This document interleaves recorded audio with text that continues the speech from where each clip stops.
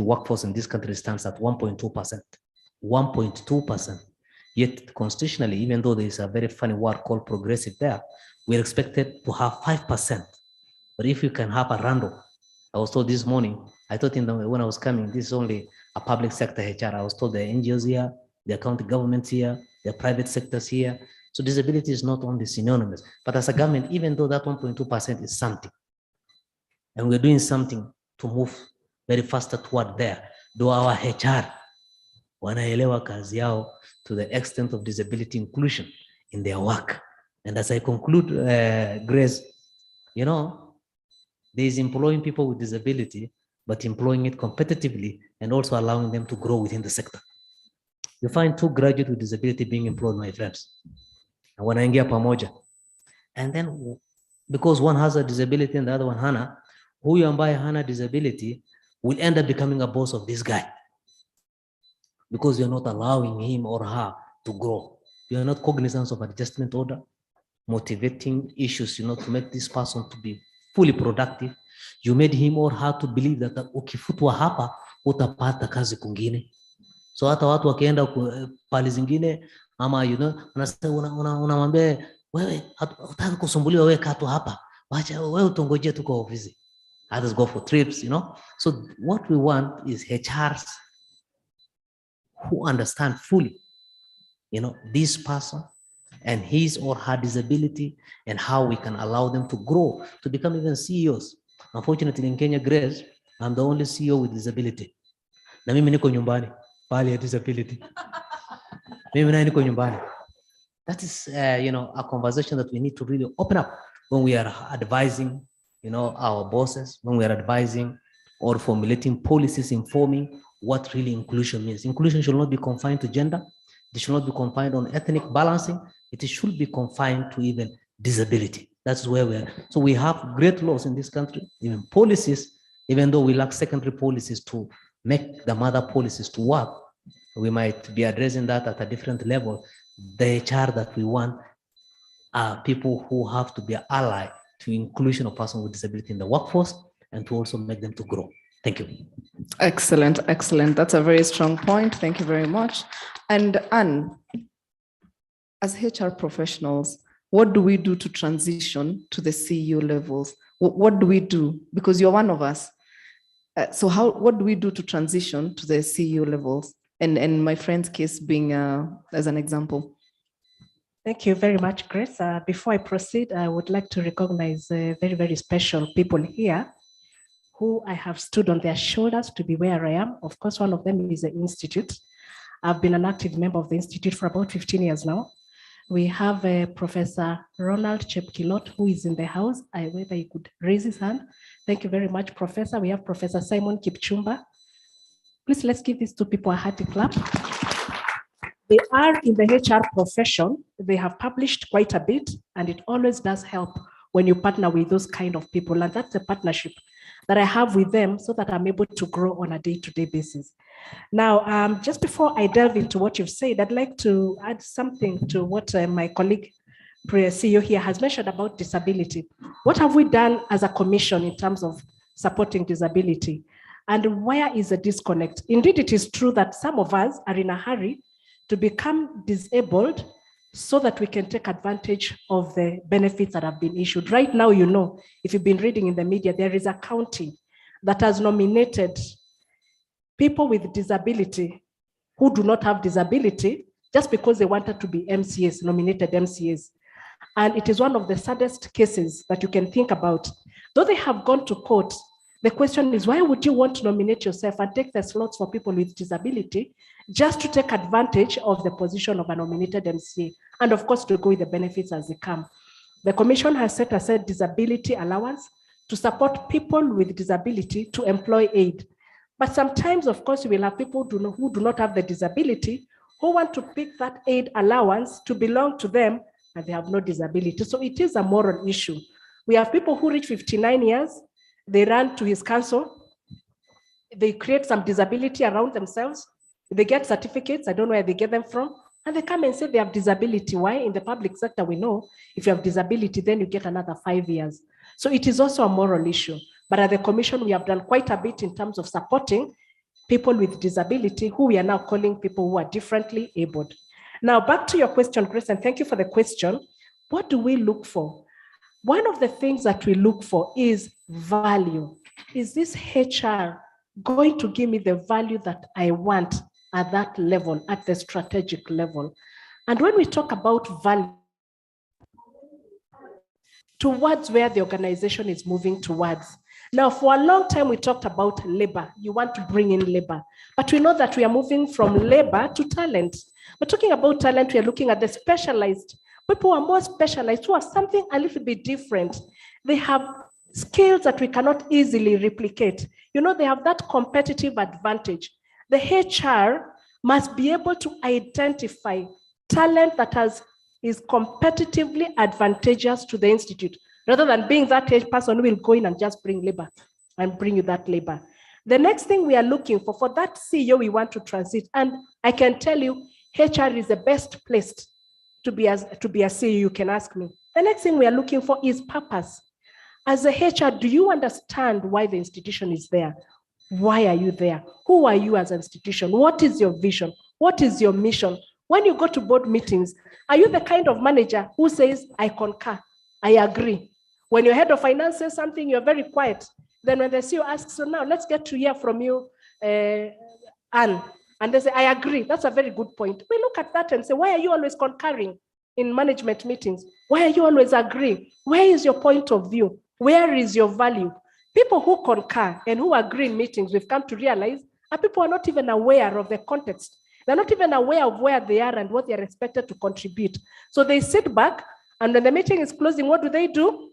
They concur, they agree, and you lose respect right from the word go. At the end of the day, no one will build you to be a HR. The next thing we look at, and this is so crucial for a head of HR, is culture. A person whose mind is agile enough to be aware that the institution is changing, and as it's changing, the culture must change. You will agree with me that the culture that your institution had pre-COVID must never and should never be the same culture that is post-COVID. Why? Wherever there is a change and a disruption, we expect that the human resources that we have wrap themselves minds around a different kind of culture that will move the institution to the next level, be it a public or a private institution. For example, we had people, when we had COVID, of course, we first had the mandatory work from home, which we all got into virtual working spaces. And we all know that there were people who worked from home in quotes, but they did not bring value. Now, as we moved towards virtual working, what have you done with those people who are not utilized well? How have you transformed them into the other parts of the organization that require them, that require their skills? Because if for sure they never added value and it is not their own wish, how do you realign those jobs so that they can bring value to the organization? Lastly, do not fear data. Whether it is HR data or organizational data, sit at the center of data that makes the organization move forward. Sit at the center of the strategy, at the center of the budget, the entire budget. Get to know how budget is utilized. Get to know the performance reports that are supposed to be submitted to the board, and be able to be alert with those figures. Why? Because if you're talking about a performance report in an organization, be it a quarterly report, a half-year report, or an annual report, you can only talk about performance if there are people who are articulating that performance. And performance and budget go together. But there are people who are implementing that performance. And who is in charge of those people? You, who is the HR. Who is the driver of performance management? You, who is the HR. Who do line managers come to as an internal consultant? You as a HR. So if you're truly competent, your confidence in your role, you are on top of your game, because nobody will pick you. Remember, power is grabbed, if I may use that colloquially. Nobody will give you power, but you must go out there and show that you can do it. When a new board member comes, be the first ones. When you're inducting them, let them know how the place works around. Be at the center, be visible, and go for it. Look at my size, and I think I'm shrinking with the year because of the work at SRC. I don't care about my size. It's about what is in my head and how I say it. Be passionate about where the organization is going and run with it. This thing, my dear colleagues, is yours to lose. Thank you. Thank you. I am loving that. But before we come to you, Joan, and tell us how we get promoted in public service, allow me to just ask Raymond and then Kuresha. We have value as HR, right? What is our value proposition? Because I think we have been doing what Anne is talking about, but we are not CEOs. Am I talking for somebody? We have been doing this, but Raymond, tutete. You're one of us. Yeah, thank you, Grace. The saving grace that I can actually be able to give all of us is we can't all be CEOs. That's the one thing we need to understand.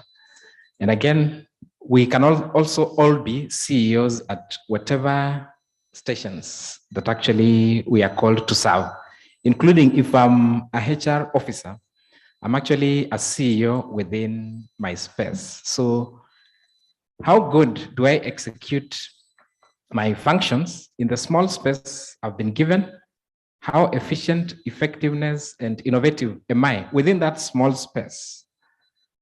And that now makes you be recognized, as Anne is saying, because sitting at a board, sitting as a CEO, you can even be able to see an officer who is doing more than even the director, the head of department. You give out an assignment to the director, but you already know the person who will execute that function to the final version. When it gets to your desk as a CEO, it's actually in its final version, and you know where it's coming from. Yeah, such talents will be noticed from kilometers away. So our saving grace, as we do our work, whether we are HR director, you are HR manager, you are HR officer, it's the values we put in and just that knowledge of being able to understand your business, then that will actually carry you along. But even if it doesn't get you to the CEO level, you get a lot of pride from the colleagues around you. There's a lot of satisfaction as a person. And then also, like mostly in private sector, most of the roles are actually now going flat. So private sector, we are not looking at vertical growth. Actually, it's flat horizontal growth. You can be an officer, actually be earning the same as your head of department based on the skills that you have, the value that you're bringing to that organization, and how unique you are to that organization. And it actually happens. Like the banks where I represent, there are very junior managers who are actually earning like heads of department because of the skill and the value that person brings to the organization. So we can be able to do this and blend it so that we don't really get focused, and because actually it can be frustrating if you really get focused that yes, in the next 5 years I need to be CEO, and that CEO role doesn't come, and we're still in the public sector, that growth is slow, unlike the private sector. So the thing is, can we be able to be innovative? How can we expand horizontally? And as I said, and Anna has indicated, be confident, be bold, to be able to approach your leaders and your supervisors, be able to ask, okay, what can I be able to do more? How can we disrupt this environment? And even SRC will be happy if you say, why can't we merge some of these roles be able to be done by one person instead of 2 people? Because now you are upscaling people, you are reskilling people, and actually using innovation to be able to do work more efficient with fewer people. And then they'll be able, actually be able to earn what the 2 people are supposed to be earning. And I know SRC will be happy with such proposals. And you know, with our government nowadays, there's that aspect of public participation. You will make your submissions and it may be adopted and replicated across the counties or across the national government because of an innovation you've come up with. Instead of looking for many people, can't you look for what roles can we be able to merge and upscale our people to be able to do things efficiently? So we can look at it differently, vertical, but also horizontal. Then I will get the satisfaction, and then also will be appreciated by our leaders. Thank you. All right, all right, all right. That's a new way of looking at it. You have a comment, madam? Yes, thank you, Grace. When you talk about value proposition of HR, And everyone who has spoken before me has alluded to. We have the power as HR professionals, and I speak as the executive director of the Institute and on behalf of all the members. And I'll start by look at the power we have from the angle of when it comes to coming up with those structures and the job descriptions. You're actually helping the business leaders conceptualize on what they're looking for. You're only given instructions, you sit somewhere and come up with job descriptions. Is that not your value proposition, directing the business on what you've been shared with?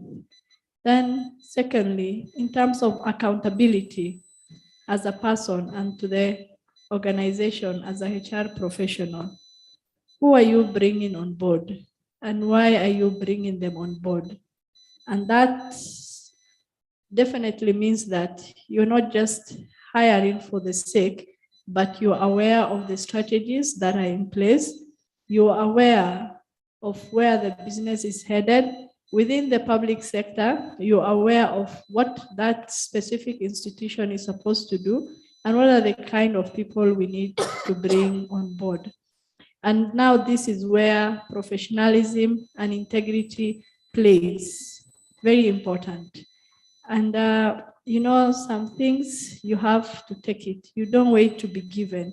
One thing that I would like to urge the HR professionals is that you are how much or how you value yourself. Very important. If you're the person who just sits back and waits for instructions, then that is where you will remain.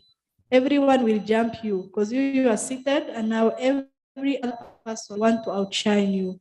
And remember we said you have to beat your drum and nobody can make the best sound as you want better than yourself. We set in the table, so why don't we take the best seats in the table? And trust me, people may not say it, the leadership may not say it. When you can speak with authority on what the business needs, when you speak with authority that even to the leaders, you can actually tell the CEO, I have seen that because of where we want to take the business, as per your vision, I think you need to build capacity on ABCD for yourself and for the rest of the organization. And you don't just say, you put value to it, saying that if we put this in terms of training, this is the expectation and this is the impact it will have. You see, now you've claimed your space. Don't wait anyone else to tell you. Don't wait for the organization to hire a consultant to do that for them. You have a strategy in place. Understand the vision, the mission. Even maybe it's a 5-year strategy. HR should be the ones that come up with the strategy action plan. These are our priorities. These are the gaps. And this is what we need to fill those gaps. And we expect to move to this direction. Let me use an example of diversity. Maybe we said by 2023, we need to be a diverse organization. Now, again, don't fear data. Put numbers into it. If you're an organization with 100 people, say that we have this number of positions coming up, and I'll make sure that there's inclusivity as I recruit, and pick a percentage and ensure that you're not just advertising. And that is the thing that I hope will come to it. Make sure that you are reaching far and wide. Don't advertise to just tick a box and say, oh, the people we were looking for, they didn't apply. We will proceed with the ones we have. Look for them, be deliberate. And as an institute, we've taken that conversation. Several years, we've partnered with organizations apart from the National Disability Council, the other private organizations who do that, to make sure that the HR is aware on the different needs of people who are able differently, and even in terms of gender. There's a restaurant in Nairobi, and I know the Institute brought the honor, whereby actually almost all his employees are people with disability who are they're deaf. And one thing that he appreciates is that orders are very quick, and actually his business is more successful than others. Like now when you tell someone, let me now speak Swahili, mtu akona anasikia, but you tell them nilete coffee, they'll ask you black or white. But when you're using the sign language, just one sign and they quickly grab, run and bring, and then it moves quickly and it's very popular. So it's even a business proposition in terms of even making an impact. So it's just about how diverse you are. And it's run by a pilot. He left flying to come and do a restaurant business. So you are as good as what you bring to the table. You cannot say, I am not being heard. And actually, Grace, I want you to take sample. When someone says that every time I present something, I'm not being heard, ask them what they have presented. They won't tell you. And I speak from experience because I tell them maybe I can help so that you can put it differently. So let's also not say things because everyone else is saying. Thank you. Thank you, thank you. And Madam Joan, you can tell us how then, what is the role of HR when it comes to promotions in public service? Thank you very much. Let us not just paint a glim picture of ourselves. I think we have super HRs. I know one who, like your friend who has been on acting appointment, Grace. Yes. That friend of yours is a super HR because among all the directors or managers, she was picked because she showed more competence than all the others. And that is how it should be. And that's how we should make ourselves. Like the rest of the panelists have said, even me, I've wanted to be a CEO for a while because I've been a director for a while. And there's no other position but CEO. Yeah. But I was with my CEO as director, but he was picked because apparently the administrators have the oomph, you know, like they can say it as it is and they are capable of articulating issues, just like what Koresha has said. So it's not all lost. But this morning, as I was coming, I saw a WhatsApp message video of Vinyandeti, the governor of Machakos, and her payroll is very filthy.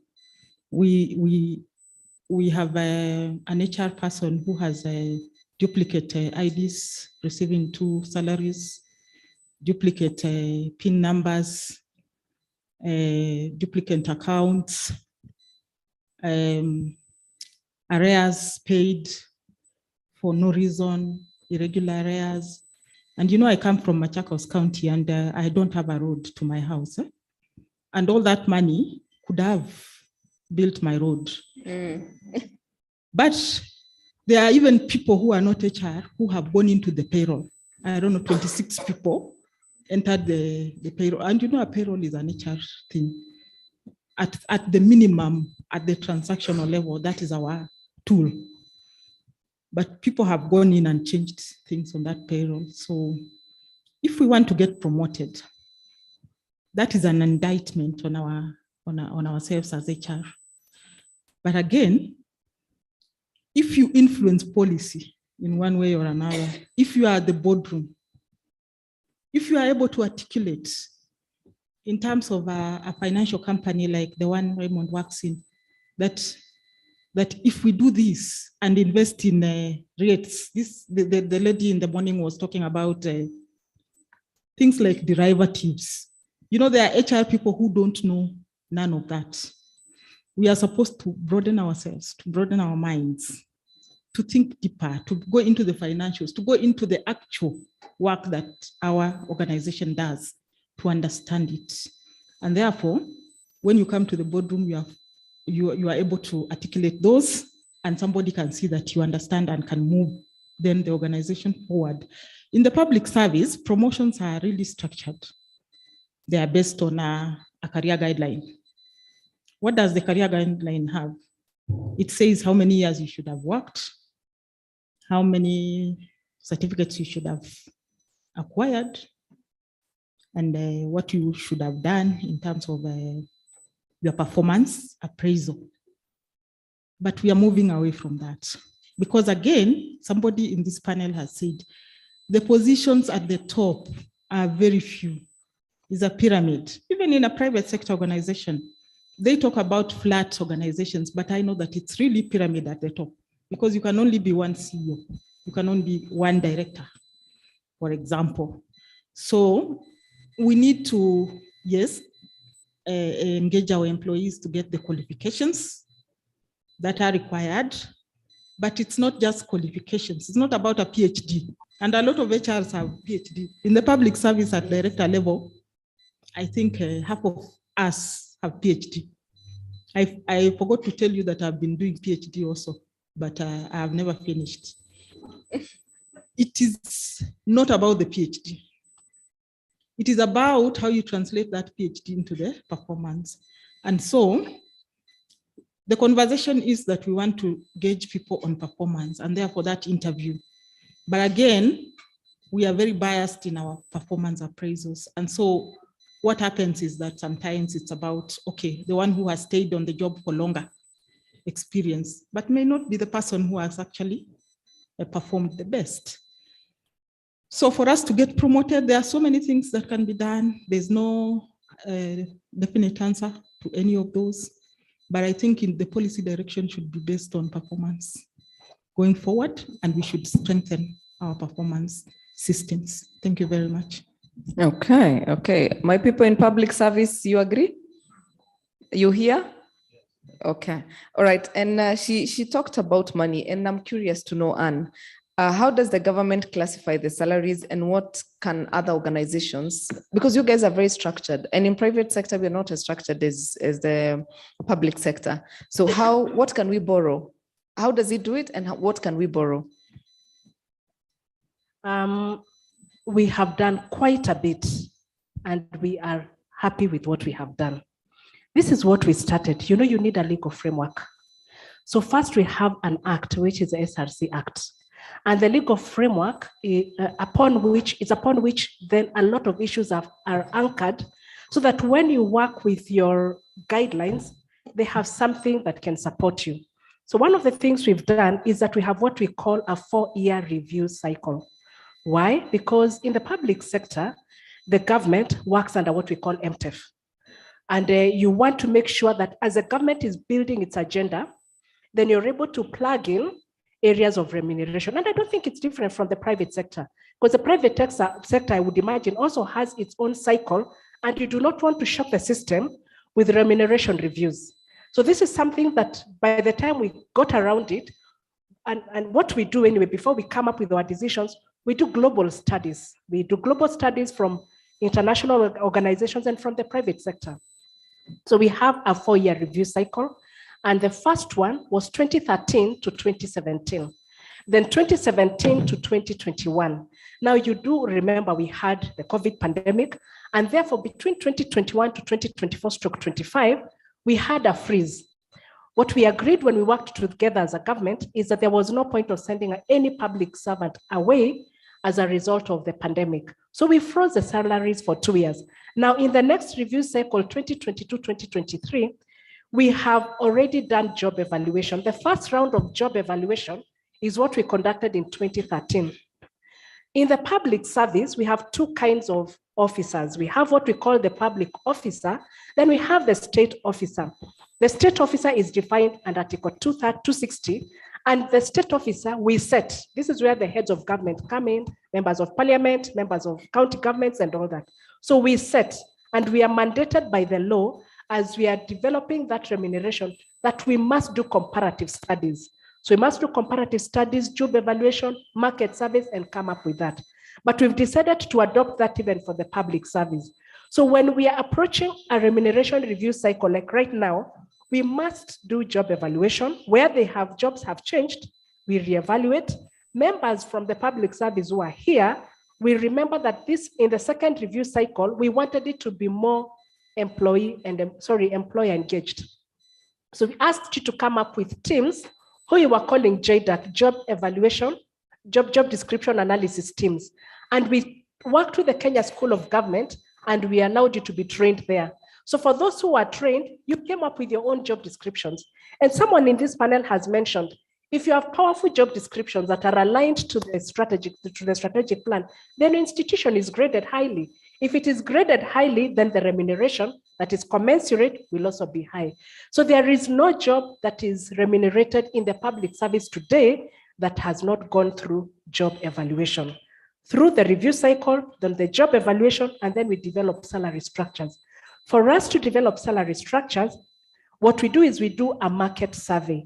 When you conduct a market survey, there are certain percentiles out there that you aspire to be at. For example, I can tell you, our civil service today, through the market survey that we have conducted, civil service is that the basic salary is at 25th percentile of the market. And as a HR, practitioner, the best you should be at is at least 50%. So in the next review cycle, we are working with Treasury, which sits in our commission, to see how we can push the civil service basic salary to be at least at the 50th percentile of the market. Parastatals are at about 60%. Some parastatals are at 75%, which is a good place to be. So we do market surveys. And from there, we see where we can place. But we do not work in isolation. We look at 4 key things. 1, affordability and sustainability. For those of us who are in dispensations of collective bargaining agreement, you know that as you're working with your management to bring proposals to the commission, one of the things is, can you afford? Beyond affording, can you sustain? So you look at the numbers. We look at the auditor's reports for the last 3 years. We look at the reports, did you have qualified or unqualified accounts, whatever they are, and we use that. Secondly, we look at what we call transparency and fairness. So we get on our remuneration or we put it in our website. Thirdly, and which is really very important, and I had it being mentioned, we look at what we refer to as attraction and retention. In attraction and retention, we are now coming up with a premium pay. And we are looking at the manifesto of this government. And when you look at a new government, it has certain things that it wants to do, and it has what we call critical and rare skills. For those critical and rare skills, we are going to give a special remuneration for them until such a time when that critical and rare skill will stop being critical and rare. Allow me to just give a very quick example. The legal profession for many years was rare, it was critical, and therefore the government came up with non-practice allowance for the legal. As we are moving, we all know the legal skill is no longer, it is critical, but it's no longer rare.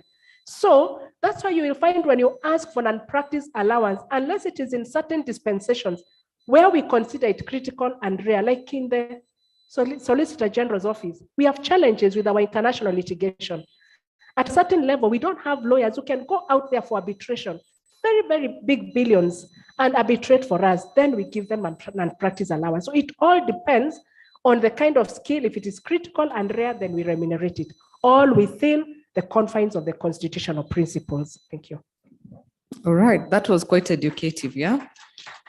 I think we are learning. Even for us, there's some things that we actually are able to borrow in both public and private sector. And just let me now switch a bit, and I wanted to ask Mr. Hassan, why is it so hard for people to implement inclusion and diversity laws in Kenya, even though they're inclined in the constitution? Yeah, thank you so much, Grace. As I respond to that, let me also acknowledge, like Joan did, that there are amazing HR personnel officers in this country. But many times, from where we are sitting, we always see the frustration they go through. Am I right in my observation that HR are the most unpopular officers in the institution? Am I right? Yes. Am I right? Yes. That's my wild observation. I'm right? I think personally, I'm being accompanied by our officers from that department. Allow me to acknowledge them. Ruth Stan, and to PCA, Dennis. I know what these guys go through, and many times And just it. And like you said, you know, some of you, you know your work very well, and you are not yes people. I want to tell you, Ruth here is not a yes person. We have disagreed many times, and mostly her idea is the one that reigns. So I think hata nakasirika lakini naona ni kweli mambo, wacha tu nivumilie tu. So there are some of you who can stand or stood your ground when you are right. So we have to celebrate many of you who are within there. But as I respond to that question, and I know we'll be asked, we may not have time, I want to preempt some few things in regard to our work as HR and where we are working, and insofar as inclusion or diversity and guidelines by human resource and other laws are concerned. I want to start with registration. To register a person with disability in this country. To register a person with this, for you to enjoy an affirmative or benefit as a person with disability, you must be legally registered with the government. Previously, I know all of you know this, that process has been a very painful one. In the most unstandardized format, the health personnel across the country assess people, and they are told not to speak to each other. I come from Mandera. The tool that is dispensed there is different from maybe Nairobi or Kwale. And then that form is shipped to Nairobi Afya House, awaiting Director of Medical Services to sign. The signature of Director of Medical Services become now an instruction to National Council to register that person, put that person in the database, and give that person the card, so that that person now legally is defined as someone with disability to enjoy all the right. So we fought so hard that that premises was developed before devolution. Now that the health has been devolved, why shouldn't this signature go to county directors of health? And as we're speaking right now, our officers are across the country in 25 counties piloting the first phase of the devolved signature of persons with disability. And in that form, because the tool now is standardized and we develop with Minister of Health and other stakeholders. If you go to Minister of Health website now, and you go to the guidelines icon and you download, you're going to see the details of how someone with disability can be assessed in this country in 6 domains. And it will look at, insofar as the impairment of the person is concerned and the interaction in the environment, activity, limitation, or functionality. That's what brings about disability. And that is when now we register that person as someone with disability. I must admit here, we don't have as a country yet a regulation in place to define the threshold of what level of impairment defines you as someone. This is the gray area that you find crooks getting into the system. And this is where we want HRs to be alive about, because it's a moral issue. If you see someone who has no disability and he has a card, you should be morally disturbed. Is this really the right thing to do? We have engaged also Public Service Commission that they have the right to refuse to extend the retirement age from 60 to 65 years. They can have also an opinion from other, experts to look at the person, and then the expert advise them that he mutu ni sawa, he mutu sio sawa. I think such kind of a thing. So as HR, please be alive to such a fact. I'm very happy that we're sharing the podium with SRC, and it's an opportunity. Sometimes some things that we have or struggling with, we can speak it in public here. We have a request in your office. We have a request in your office. Take a look at it. Yes, recategorization, and the work that we do, the staffing that we do. And by the way, council staffing of persons with disability stands at 39%. 39%, not 5%, 39%. Please be very honest. Any agency here, whether it is in county, that has reached 5%, can you raise your hand? Just 5%. 4%. None. Okay. I just wanted to find out, did you get 2%? 2%, I can see 1, 2, some few hands there. Council, imagine. 39% is just 40%.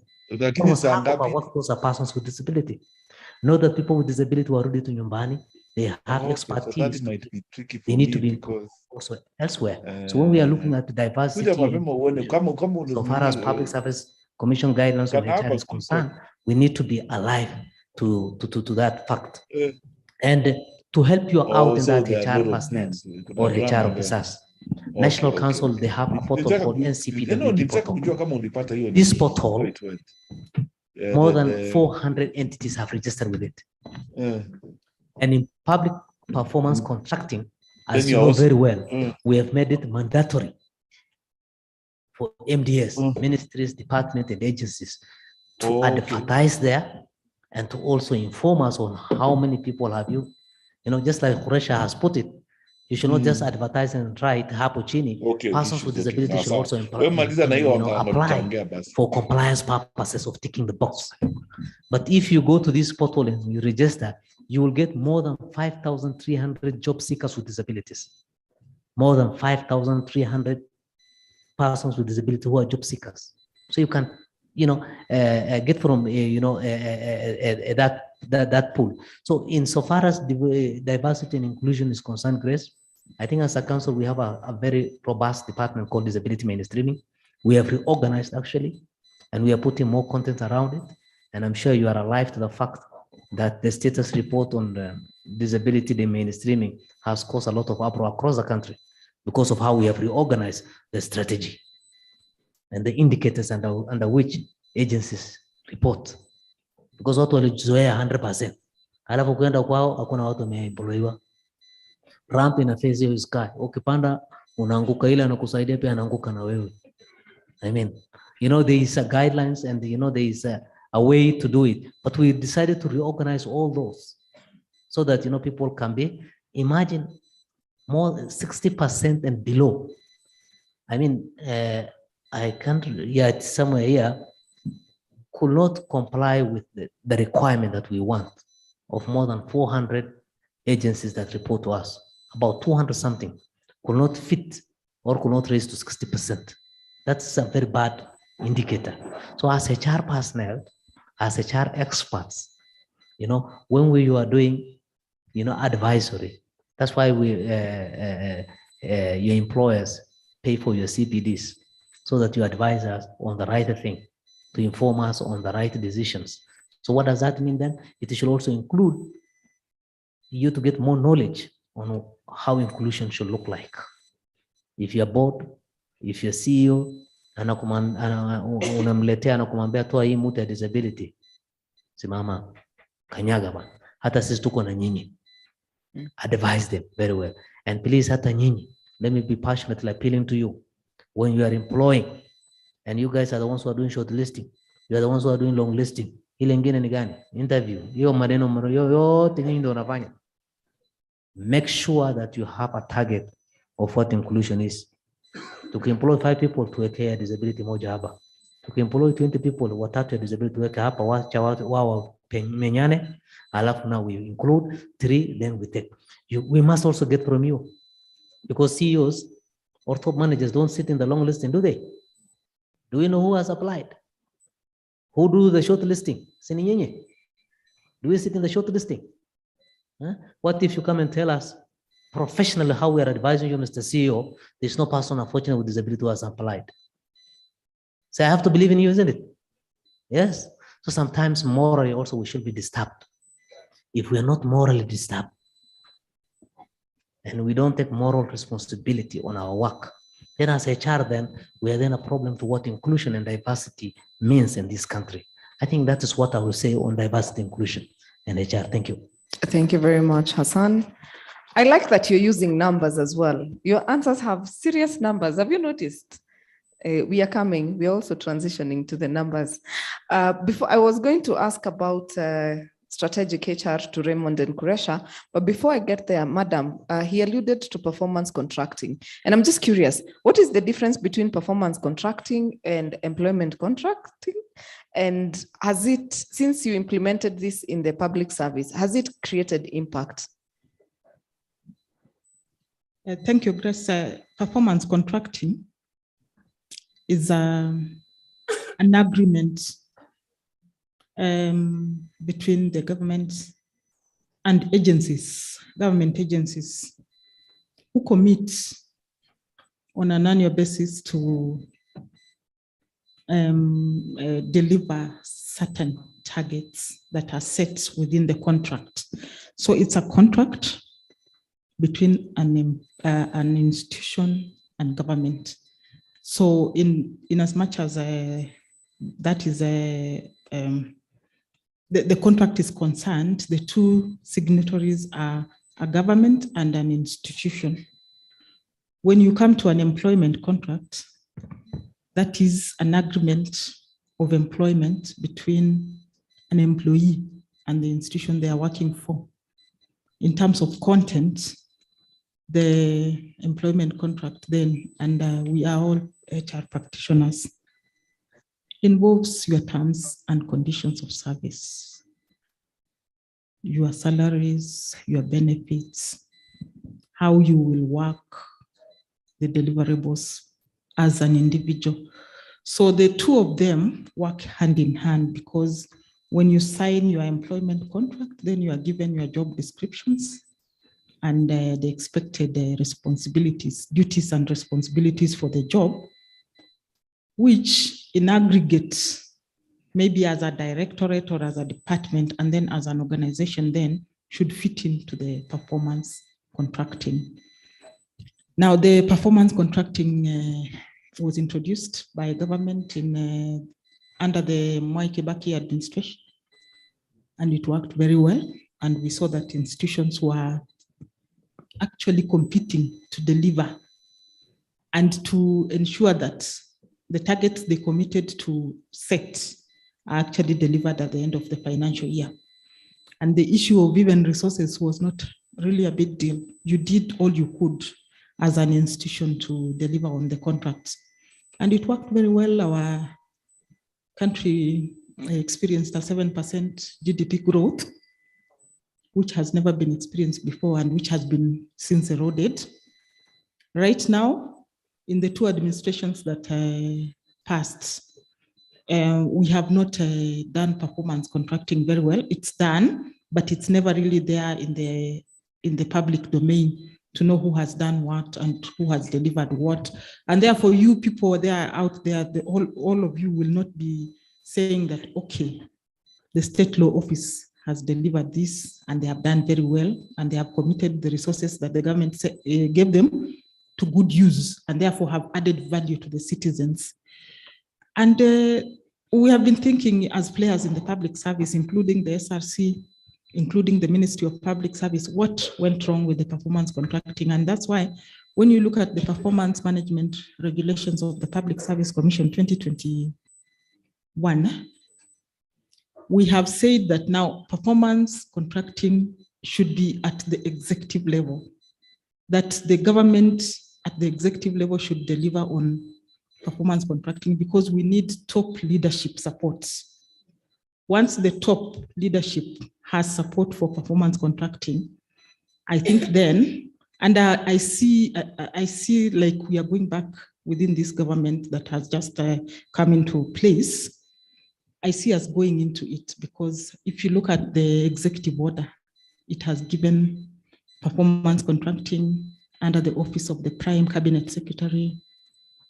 Once it is recognized in the executive order, and once people have been assigned at the topmost, I believe that it's going to work. And therefore, as players in the space of performance contracting, we want to look at, we already have super guidelines. We already have the kind of system that can take us where we want to be as government, but the will and the push is not there. But I don't see us surviving in this government, and therefore, we believe as institutions of government, then we are going to go back to performance contracting the way it's supposed to be, because it earned Kenya international accolades. It earned us, and we saw it. The citizens of this country then prospered because of that. I know that we are coming into an era where we had a very bad recession because of the COVID, the drought situation, climate issues. Our agriculture is not doing so well. But again, if we commit ourselves, and again, we want to say that the performance contracting is really an HR issue. which HR don't take a lot of action on it because they don't think that they know what the organization is doing. They leave it to economists, they leave it to finance directors, and yet it's the people who deliver. And therefore, I want to end my contribution on that question, Grace, by saying that the employment contract fits and feeds into the performance contract of the organization. Thank you. All right, all right. Before, I hope you guys are getting your questions ready. We are about to get on the floor to ask these questions. And I wanted to ask Raymond, the question to you is, how do you balance between strategic HR and operational HR? And Kuresha, after that, you'll answer the question, how does HR retain their seat on the table? Raymond. Yeah, thank you, Grace. Briefly, just on the operational HR, we know policies, procedures, that's operational, as just how things needs to flow and what gets done. That's operational and it applies in all departments. But when you talk matters strategic, we'll be looking at what does the business do and who are doing it. So strategy, we look at what are the objectives, the vision for the organization, and the people doing the work. Then now we blend it.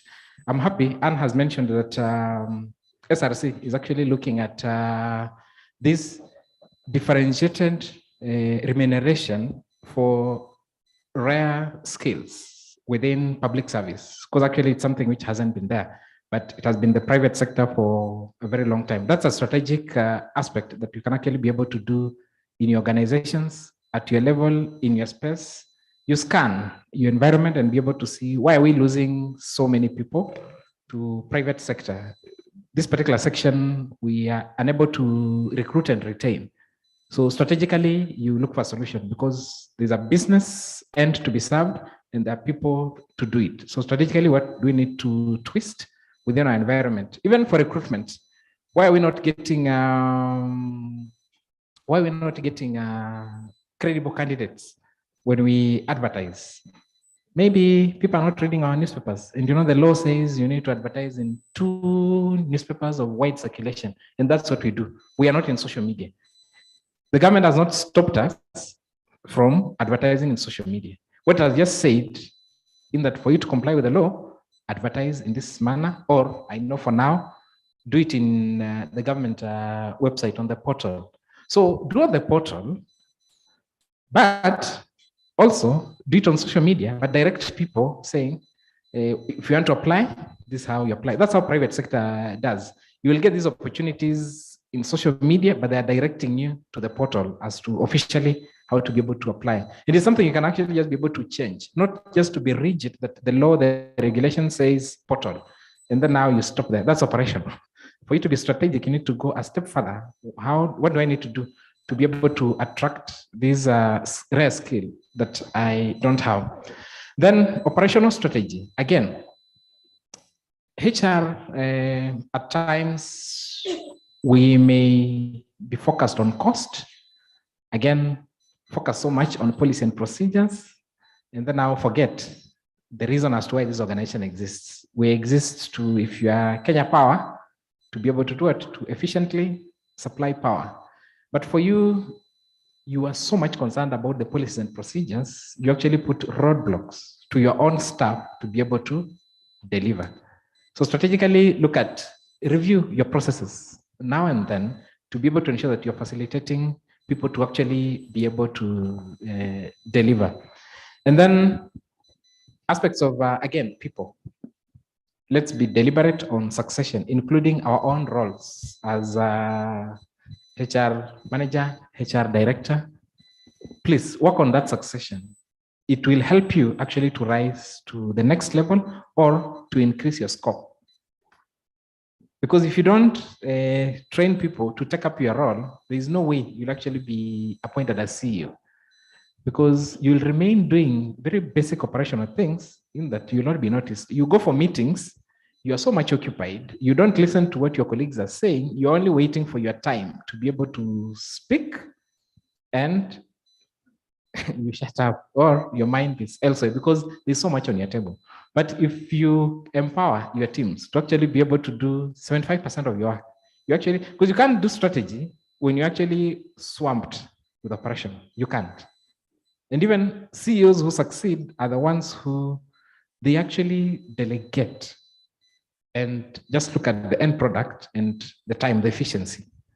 But you can't be a CEO and want to do HR, you want to do procurement, you will not have time to think strategically, and that organization will actually not grow.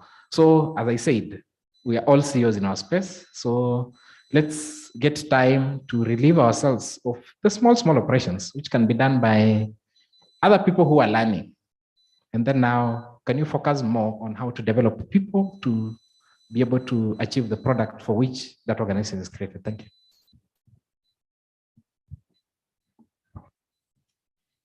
Thank you, Grace. And to answer the question, how do we retain the seat at the table? I want to pick up from where Raymond has left. We have strategies. It cannot be operationalized without the input of HR professionals. So the good news is, if you are not part of that strategy, now you know that if you go back to it, it cannot succeed without the input of the HR professionals. Actually, you need to be inspired to drive that. And you will realize how much you're worth if you just look at your strategy and see the human capital contribution of it, which you control, if I use the word, as HR professionals.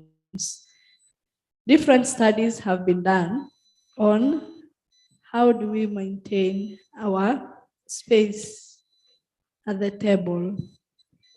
We've seen that evolve during the COVID. That pandemic has prepared us, and now nobody can do away with HR professions. And I want to refer to you to a study. You all know Dave Ulrich. He is the father of modern HR. And there is a model he came up with on your portfolio as HR professionals. And it's in two phases. Who are your stakeholders? And what is it that you're supposed to do for those stakeholders? So the first stakeholder, and I'm sure you've seen successful business leaders look at this. Your first stakeholder are your employees and not the shareholders. You need to make sure that you get it right. Then you look at the business strategy. As a HR professional, don't just take out. There are two faults of how people transact business, and we want to be transformational as HR professionals. Once that strategy is done, we should be influencing it with what is the workforce and the people we need to implement it. Don't just accept job descriptions because a department wants to exhaust their money. Is it necessary to recruit, or is it necessary to merge jobs, as Raymond has alluded to? So you have 5 stakeholders: the business, employees, the business, customers, investors, and then your responsibility to the citizenship. Now, I actually want to read this through, and I want you to take stock. You can actually find this research. As a HR, now this is the expectation that you're required, again, in four folds: the talent for implementing that strategy, the leadership, the organization that you want to see that in, and then the HR department. What are some of the domains you're looking for? So you'll see a talent. How do you acquire? How do you manage it? How do you develop? And how do you manage promotions and their careers? And then, most importantly, how are you communicating with them? Because remember, yesterday we were told there are doors that are open, but nobody walks through them. Open door policy.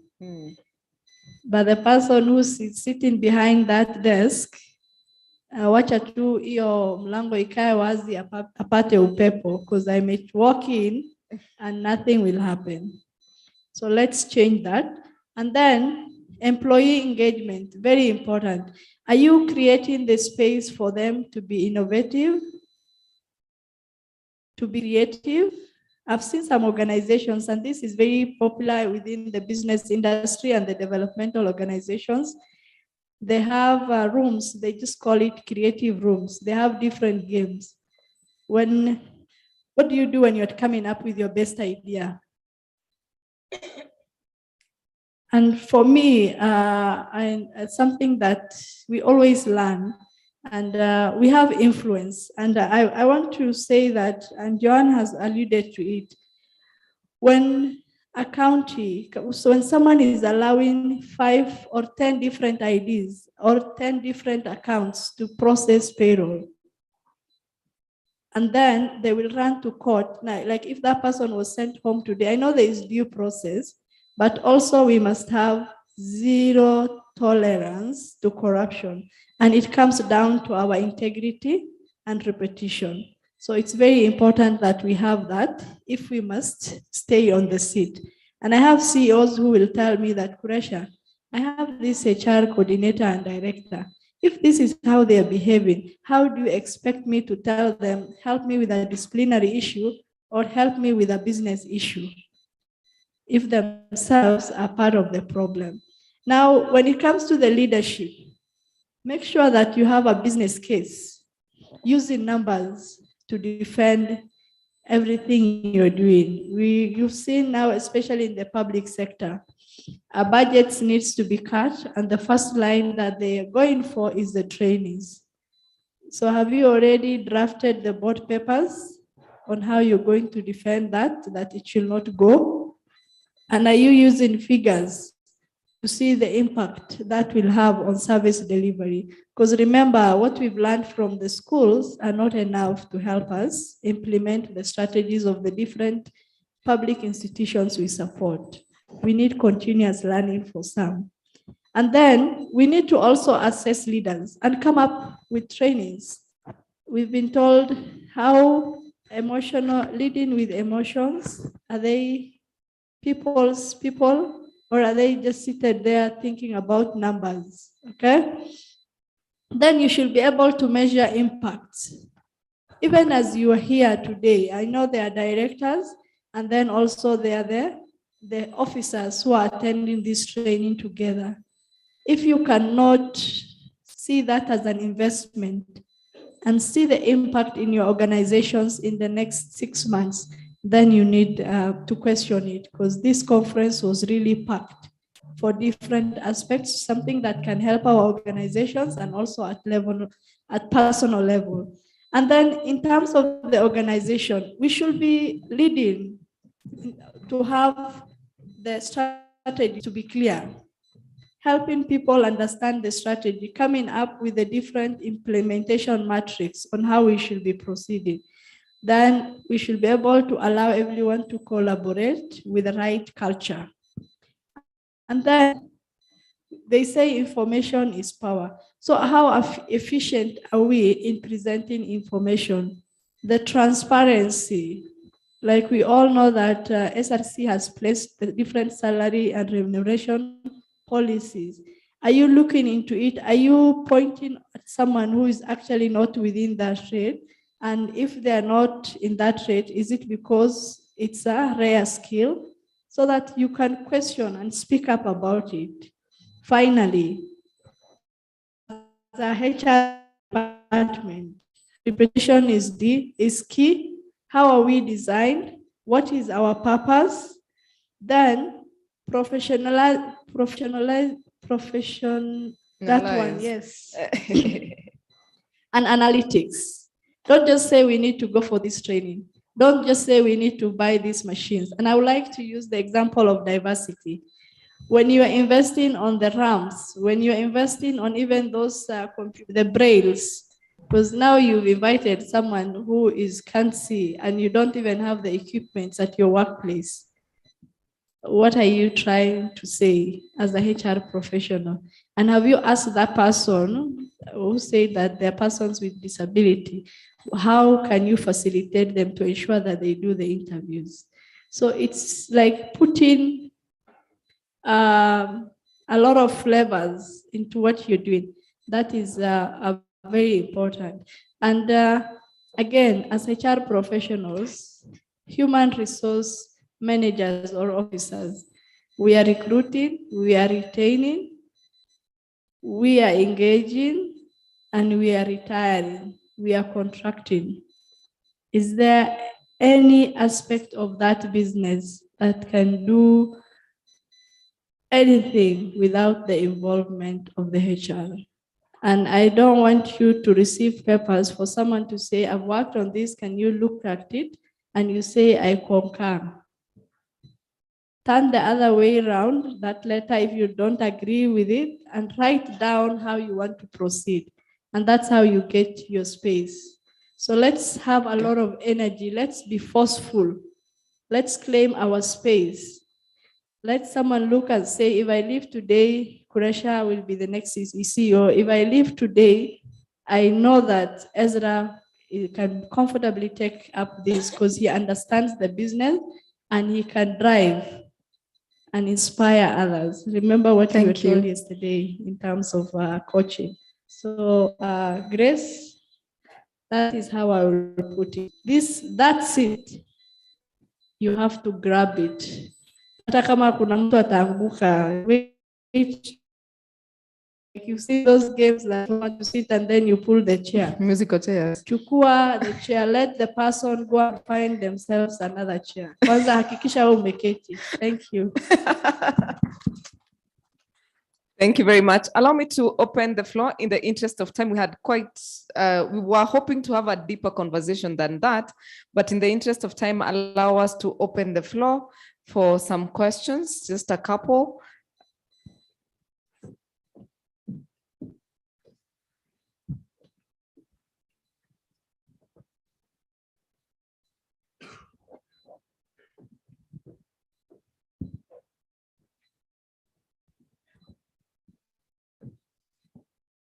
I have a different question.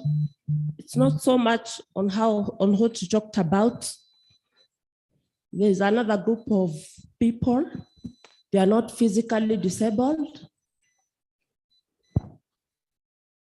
nor are they mentally disabled, but they have mental issues. I don't know how we can advance on that, but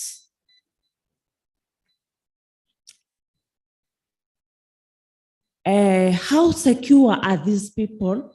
Because you find they are not mad, but yet they are not disabled mentally. And these people, when they're okay, when they are treated, they work very well. They perform their duties very well. It's only that there are problems that come up, just like someone can get malaria, typhoid, high blood pressure. They also get they suffer somehow, but they try. Is it okay for a senior HR officer or leader to tell that person in kumtishia, if you don't do this, or if you do this, you are losing your job? Yet this person is focused. It's only that at times their medication tends to, yani zile dawa zinawafanya at times wanakuwa na problems kidogo. But when they take their medication and they get plenty of rest, they do their work very well.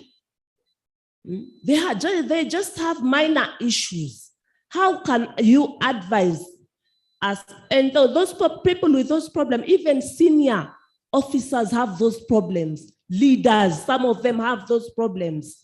Junior officers also have those problems. How can you advise us on that? How can we live Thank you, madam, with people with those issues? We have understood. Thank you very much. Please, let's keep the questions quick and so that we can save time. We call them invisible disabilities. And I think Mr. Hassan will answer that. Second one is here. Guys, let's just be we keep it simple. Sasawa, very briefly. So we take 3 questions. Our panelists will handle that. Then we'll take another set of 3. Okay. And our online delegates, I hope you're putting your questions on the chat. We will be reading them out as well. Go, Dr. Kangure. All right, thank you very much. My name is Francis Kangure. I really appreciate the panelists, quite insightful and very deep discussion. Mine is a comment, but I would welcome a rejoinder. One, I want to make a comment about our profession, HR, and this is to the CEOs. This is a sacred position. We hold very sacred space in the organization because we deal with people, which is very, very important. As to the question, what do I do to become a CEO? I would turn it the other way around, if you allow me, and ask myself, why do I want to become a CEO? If I do not have an answer to that question, forget about it.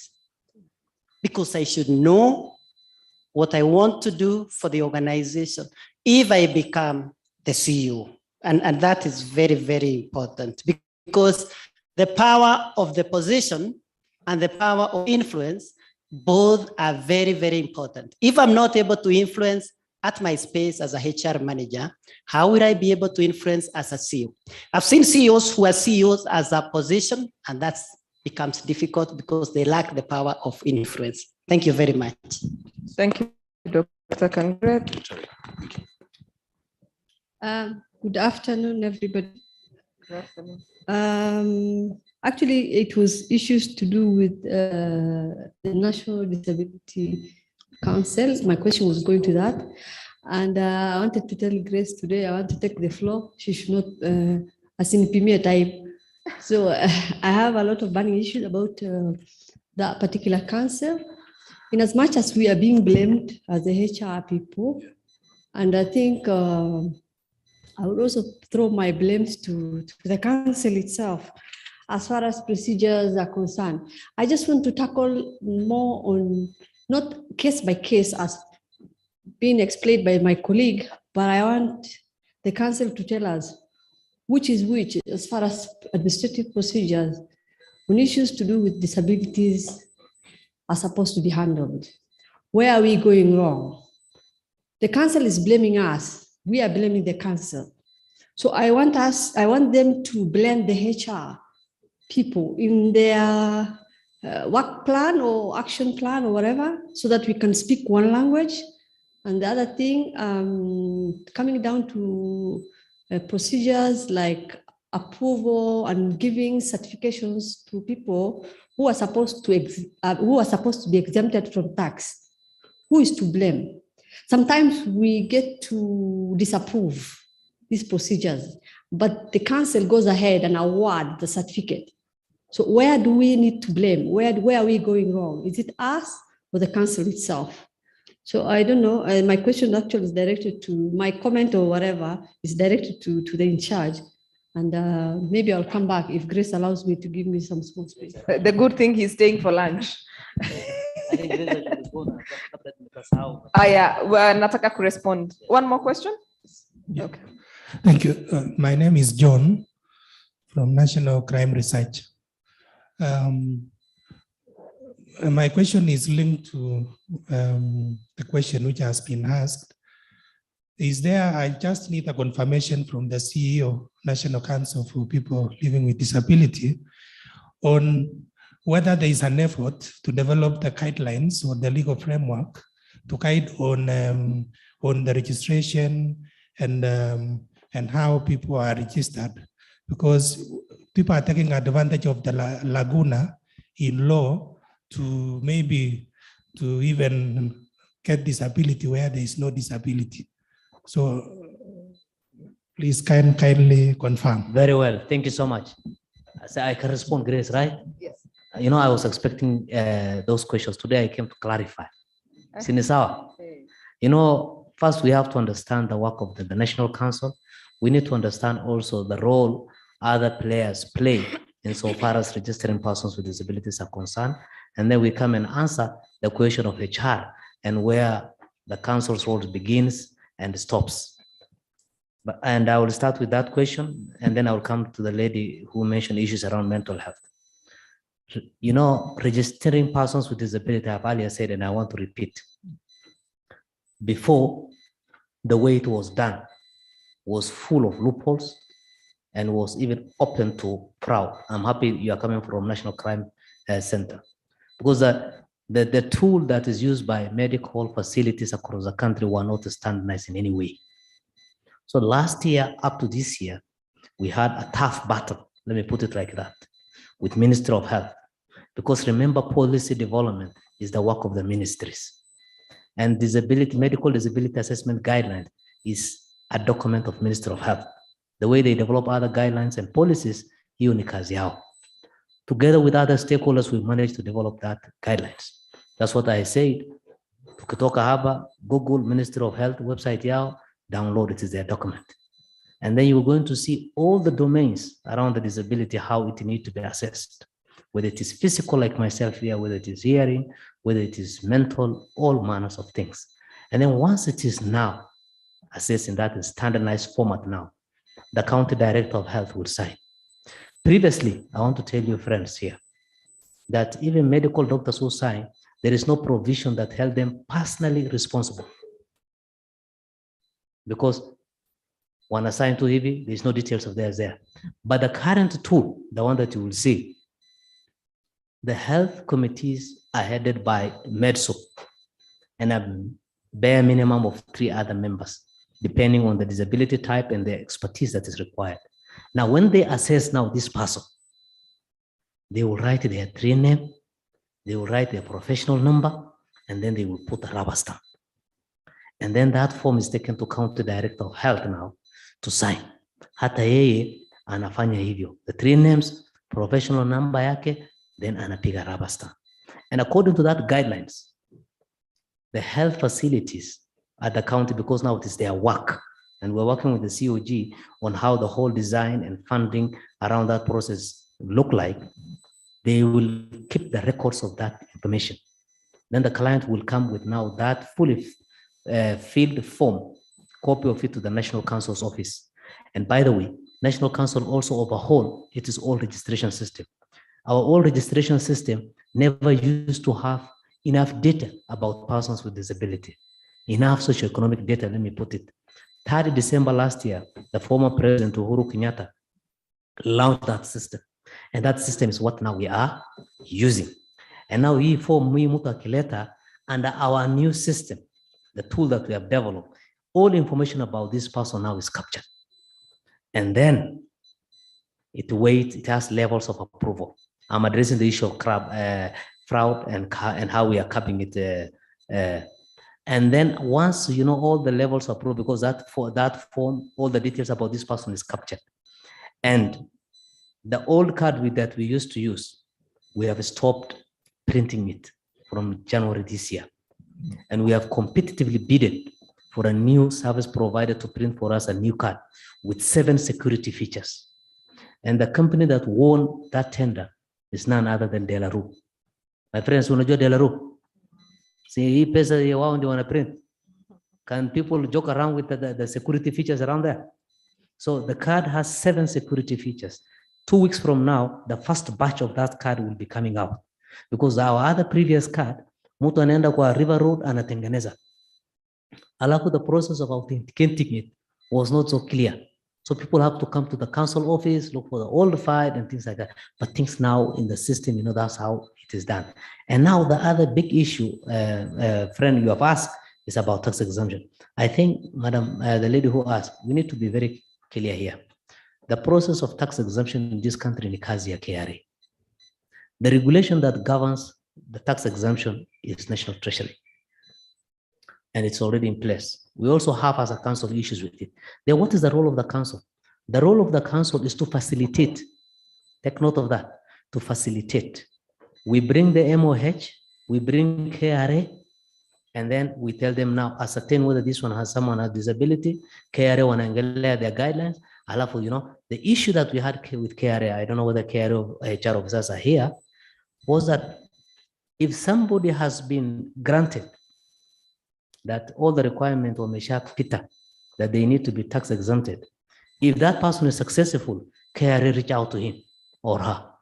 Certificate inakuja kutoka KRA, not from National Council, because the certificate ni ya KRA. Hakuna pale logo ya National Council inaapia. But if they reject, wanamwambia National Council waandike kwa client. That's the beef that we had with them. And we are working on it actually, as we're speaking. So I think we have to understand that. So to address crooks, Kenyans are Kenyans, we know. That's why I said earlier in my opening statement that disability is becoming a fashion. Everybody wants to have tax exemption. They want to retire at 65. They want to import, duty-free car. So they look for ways. So we are doing this so that people don't steal from the government. Those who are genuine and have disability are kept in the database. And this is something that we need to work together. So I think you should understand our role, understand the role of the KRA, understand the role of the MOH. And what this card, once it is out, we're going to be launching and we're going to make a statement.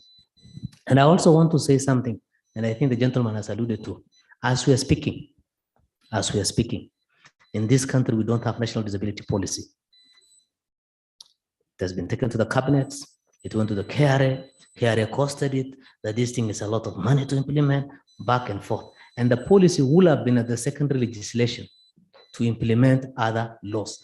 In the absence of this policy, even issues like employment or other things becomes a problem.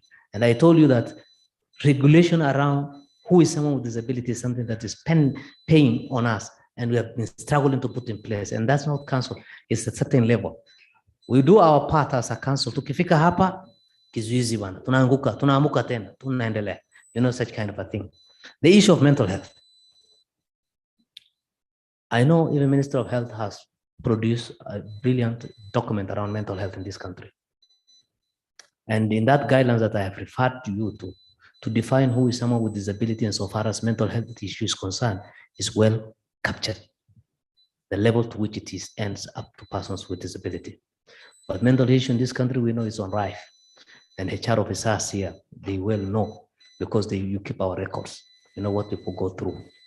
And I'm sorry also to say that there are some of our officers who use mental health issue as an excuse also. We also know that bit. Even when we know that maybe it has not reached that level that is clinically defined as someone with disability. But council is not an expert to speak on that.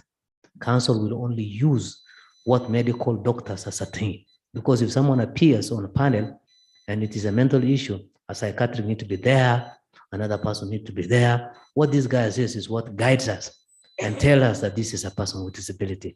But that is one very complex thing in the house across the country. Thank you. Thank you very much, Griffiths. Yeah, I wanted to respond a little bit on the issue of persons with disability, because we have also worked with the council, especially for those who want an extension after 60. And the PSC regulations provide for a medical assessment.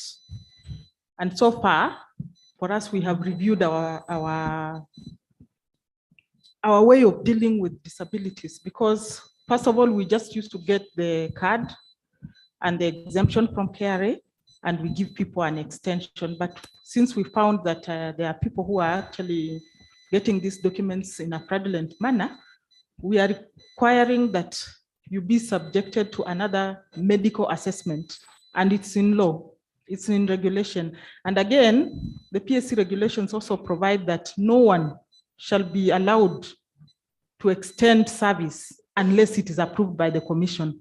And we have had a lot of parastatals then bringing their cases to us, and we are subjecting them to another medical test. And let me tell you, of the 100 cases we took to the medical board, half of them have come back as people who are not really people with disability. And so it's a good thing. We are actually working together as institutions in the space of employment of people with disabilities to make our systems even better. So even those state corporations that have those kind of problems, although we have others where the courts have decided and they are refusing to implement. Once the court decides that this person should be given an extension, even us at the Public Service Commission, we don't argue with that. So those are some of the things that are in place that you should know about. Thank you. Good stuff. So we take another set of 3. Let's keep it simple. Thank you. Start from there. Good afternoon. My name is Judy Mulinge. I work for the County Assembly of Machakos. For having introduced myself as having worked from the County Assembly, it means from the HR docket, we deal with politicians a lot. And when we say politicians, we deal with them directly. So at some point you have to reason with them as a HR person. And one of our saving points is we use the SRC circulars. And we hide there as the CEOs in our environment. We say, this can only be done like this. We can only pay like this because this is what the SRC circular says, which has guided us a lot. Now, first, I have a question and as well as feedback. And this is definitely directed to Madam Gitau. There was a circular that was issued recently in the month of June, which gave some benefits to the members of County Assembly considered as state officers, and one of them being car reimbursement benefit. My feedback on this point, so that you can be able to work well within the 47 counties, is that the SRC from where you sit, you gave us information on the benefit that it is up to this amount.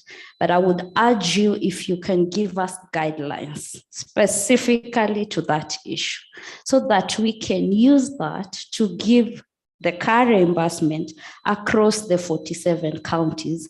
The process may be similar and there will not be an issue, because we are talking about a maximum amount of this much.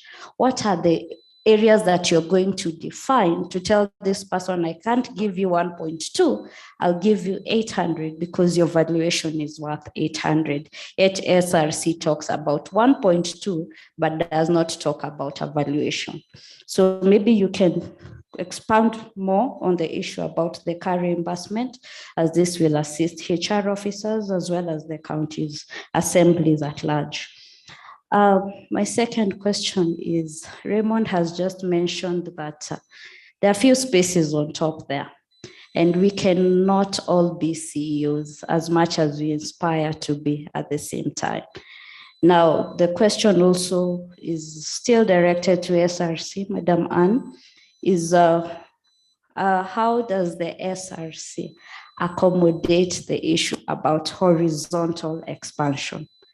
Where have you provided for that? Because, you know, if you're in this job group and this is the increment, then you're only subjected to that.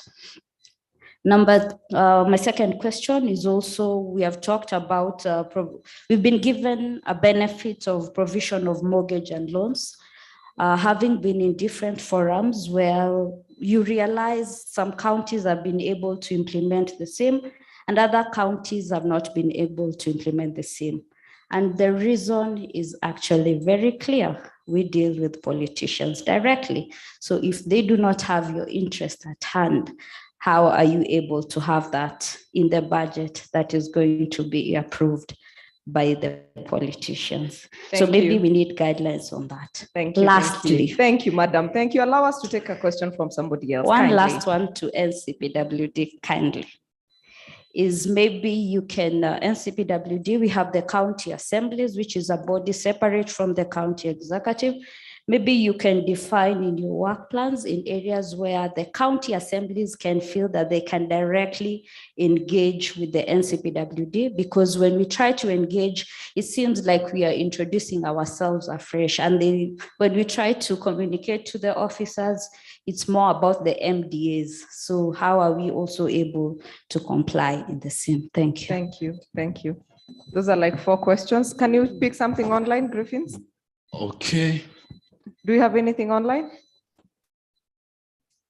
We don't have anything online, so let's take that one as we see whether. Okay. Okay. Good afternoon. My name is Teresa Iviraburu. I'm from the Ministry of Energy. My question is directed to Madam Anne from SRC. you find that there is a lot of disparity when it comes to the salaries in the civil service and the parastatals. You find that we have parastatals that are at our jurisdiction, and you find that the salary maybe at the director level, the salary of a HR director, and maybe the salary of another HR director who is maybe in KPLC. There is a lot of disparity.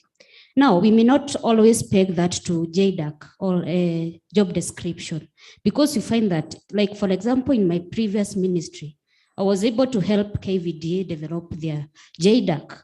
So meaning that I was part of our JDAC team, whereby we developed our own job description. But you find that HR director in KVDA earns more than the director who is in the civil service. So how about that? Because if it's, again, say it's about funding, they also get funding from the national government. So how is that addressed? Thank you so much. Okay, thank you. Last one. Meanwhile, we have fantastic people online, including our former chairman, George Apisu. Asante Sana, the guy is online, and we appreciate the conversations. Let's take the last one.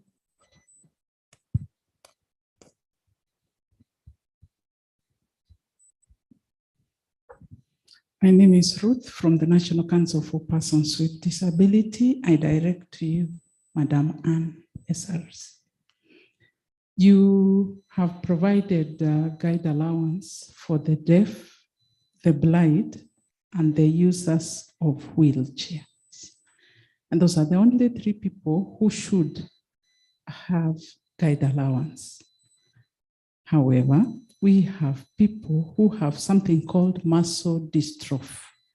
Muscle dystrophy means when I walk a bit uncoordinated. My movement of my limbs are not coordinated, and at all time I must have somebody to hold me, to drive me around. But when I sit to work, I can do some work. So people with muscle dystrophy always have a guide with them. There are also people who, not necessarily using the wheelchair, have decided to ensure that their upper body limbs are a bit active for themselves, so they use clutches. But they are just brave enough not to want to use the wheelchair. I'll use the example of my boss because I think he will be fine with it. Because he has not used clutches for a long time, his disability, maybe his use of hands is not as strong as somebody who might have a similar disability but chose to have clutches. They use on both ends. So those people will have somebody who carries their bag, who does everything for them. And I have those people in our organization.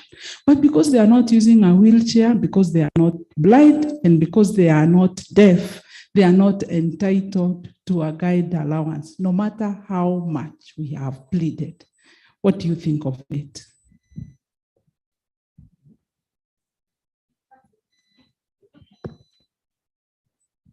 Thank you very much for those questions. And it's always gratifying to come to this kind of fora to be able to interact and to clarify on a number of issues.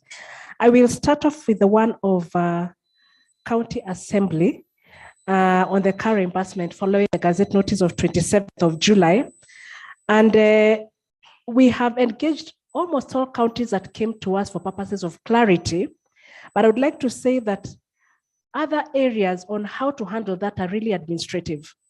It is your institution to handle that administratively. So you could ask the clerk, who is the CEO of the assembly, to write to us to see what we mean. But ideally, it is an administrative issue. We have given you the benefit, and you're supposed to administratively work around it, including where to look for the funds, because it is expected that you have the benefit. If you do not have the funds, then you might not be able to give what you do not have. And truly, that goes to the same benefit that was issued to the entire public service. When the commission in 2014 came up with a circular for all public servants to enjoy a car and a mortgage facility at a good percent, we were looking at the idea of ensuring that there is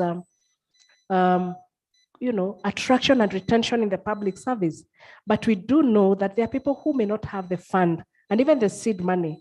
But for that, we expect that your boards and your requisite management will look out for that fund to be able to implement. Because the role of the commission is to give the benefits, and every public servant today is able to get that benefit, whether it's a car loan or a mortgage facility at the rates that have been defined by the commission. So issues of where to get the funding may not really be under the purview of the commission. Another issue that may not be under the purview of the commission, but for the counties, is under the purview of the County Public Service Board, which is a HR body that manages the county, is horizontal expansion. The lateral growth, the horizontal expansion, the promotions, those are under the purview of the County Public Service Board. And I would encourage you to work with your chairperson and the members of the County Public Service Board to see how you can enrich the jobs of your staff around that. One question also that has come around is the one of the Ministry of Energy and what we need to do when it comes to upscaling the salaries of the civil servants. And I think I alluded to this much earlier. This is a historical challenge that has been there for 60 years. And so the country is progressively moving towards harmony. And you cannot attain harmony in 5 years or in 10 years. And as I said, we do recognize that the basic salaries of the civil servant are at a rate that they need to be placed towards some level of the percentile of the market. And that is something that the commission is deliberately and intentionally moving towards. So you honestly cannot be at a certain rate of probably a parastatal today, but as long as there are steps that are being taken intentionally, allow that we run with that.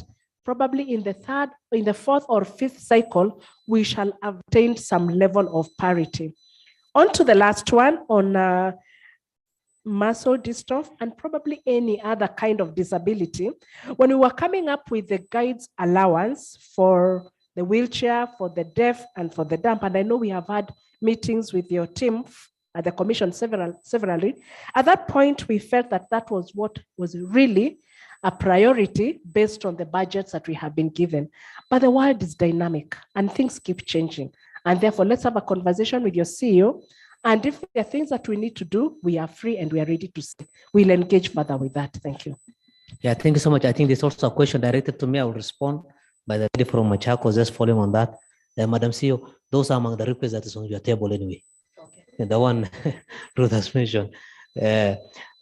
On the MCS and the county assemblies and our office and how we can work together. There's a very wrong fallacies in the county that disability is not a devolved function. Yet people with disability are part and parcel of those counties. To counter that narrative, I think because people are mentioning legal issues and stuff like that, as we're speaking right now, Persons with Disabilities Act that created National Council is under amendment. National Assembly in the last parliament, they have passed, and there's a chapter on the counties. So it went to the Senate to have it a concurrence. When that bill picks up and it is filed by the Senate, and I was told reliably that they are prioritizing issues around disability and the counties were going to be a thing of the past. And if you look at public performance contracting, county government are not part of that contracting circle. It's national government, and from the president to the ministry to the board of state agencies or corporation. So I think with that coming into place, it will be something of the past insofar as disability, county or devolution is concerned. But there are some counties who have done amazing work, and they have come up with legislation around county disability bills, and they have even operationalized and funded it, and stuff like that. But I think going forward, disability is everybody's business. It's not the business of national government or county government or back and forth. It is our business, all of us. So as HR officers, we have to be conversant. The guidelines that governs us speaks about diversity, speaks about inclusion, it speaks about non-discrimination. So all those things is what will guide us, going forward. Thank you. Thank you very much. I think we need a panel on these discussions for a whole day, yeah? At this rate, I think we are already getting feedback. But I hope you guys have enjoyed this session, have you? Has it made impact? We thought that we need to start these conversations, and going forward, we're going to see how we can collaborate with other people we work with to make sure that this conversation does not stop, because we have to be intentional about the way we are doing things. So allow me to let's appreciate our panelists. Can I say a parting shot? Yes. A parting shot. Yeah. Great. Make it short. Yeah, very short. I think next time when you're organizing these forums, as a council, we want to be part of supporters, but we're going to support an award for the best entities and the HR that perform exemplary performance. Excellent. I think Sion is our Kabisa, number 1, 2, kabisa. 3. Whatever we're going to do, sisi ndio tutafanya in-house, but I think we should come up with a guidelines of how to pick the best entity or individuals who have mainstream visibility in their agencies. Halafu to celebrate hapa. Excellent, Yeah, excellent. I Asante think that is sana. fair. Yes, very. Anne, Thank your you. parting shot. One sentence. Engagement and culture. Let's create the right culture and engage our staff. We need to move towards achieving our realities as an organization. Excellent. Madam, your parting shot. Yeah, thank you very much for listening to us. I would like to say that as HR practitioners, let us innovate, let us broaden our thinking. And I'm glad that you are here for training to broaden your minds on the various areas that we can do, the various things that we can do to improve the practice of HR. Thank you very much. We are all proud of you. Thank you. Thank you, Madam. Thank you so much. And to everyone who showed up, asanteni sana. And I know we are more than 900 of us here for listening. And please, as you go back to your workplaces, make an impact. My second plea, I was brought up by my big brother and Major Retired Muhammad, and he'll always tell me, be yourself, be humane, and humility is key in everything you do. And he asked me, don't ever use where you come from and your background to get opportunities. Given the mic, everyone has a story to tell. As I say that, all of you know the Constitution, Article 10 and 232. My plea, even as you employ, please remember that that is covered under the Constitution in terms of regional representation, in terms of diversity and inclusion. Activate. Be the voice for the voiceless. Many people don't know anyone. Give that power to people, and that's why we're here. Thank and you. I can count on all of you, please. Thank you, Raymond. Yeah, thank you so much for your time, despite the hour. So mine just to encourage us, let's show up every day. It's a continuous journey. It's not an event, but let's walk this journey on a daily basis. Thank you. Thank you. Let's appreciate them. All right, so we have a gift from the Institute, and I want to ask to start off with Madam Joan. Joan, if you can join me here. And I would like to request anyone in the room called Grace. If you're in this room called Grace or Joan. Anyone in the room called Grace or Joan? Ah, there she is. Come quickly, come quickly. Eh? Oh, she was going out. Are you Grace or Joan? Ah, excellent. Come and do the honors. So thank you very much, Madam, for waking up very early to leave Nairobi to come and be with us. You can move closer to our booth. Yeah. And Grace here will do the honors. We have a gift for you from the Institute, from the Nestle Kenya, and from Profiles International, as well as that is from Profiles International, the emotional intelligence people and the psychometric people. And then that is from the Institute as well as Nestle Kenya. Thank you so much for preparing for this. And then this one is from Zitec University. Asante sana. We appreciate you. Thank you very much for being here. All right, and then I will go to Madam Anne. Please join me here. And Harry, you can start your way down. Anne.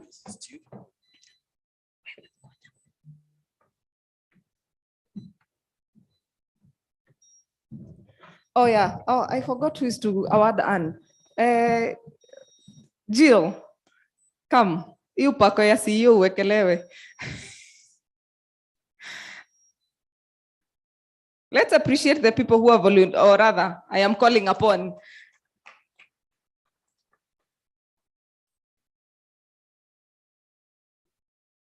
So we have this from the Institute, one from Profiles. Just 1 second, Harun. Yeah. So thank you very much. And she wants to become CEO, that lady. Yeah. Umpe upako. Thank you very much for showing up. Asante sana. And the lady who said she has issues with Harun, come and take a photo with him so that you can remember. The chairperson for Mandera, is it vice chairperson? Yes, come. Come. We need to document this one.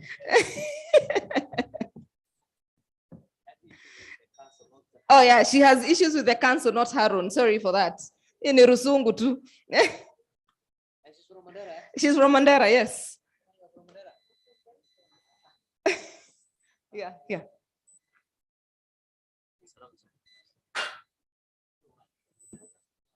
Excellent. Thank you very much from the Institute, from Profiles International, and from Zitech University. And of course, Grace, now... Yeah? There's a question I wanted to ask, and I said for the benefit of everyone, to Harun. We talked about the public servants going to the council to get cards. So for the benefit of everyone, at 50 and 55, there are things that happen physically to us. We lose our hearing and we also lose our eyesight. Can I apply for disability to extend my stay in the public service? Yeah, great. You know, I say disability is on rise, isn't it? Even old age somehow brings disability.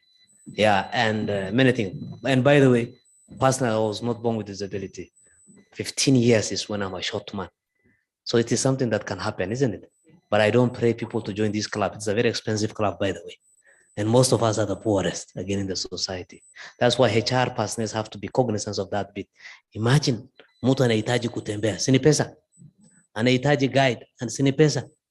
Na mishahara yake ni kidogo, and his lifestyle is very expensive.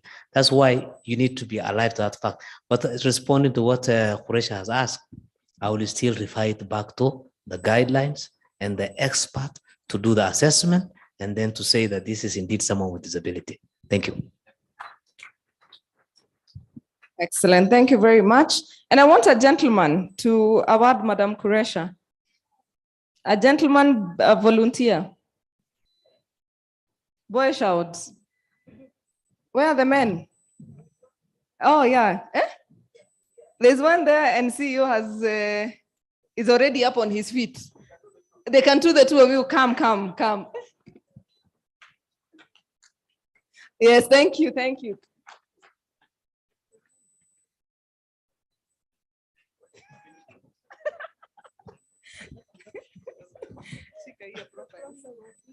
Being used to being the one, yeah.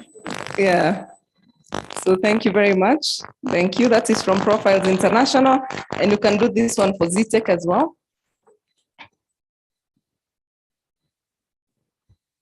All right, thank you very much.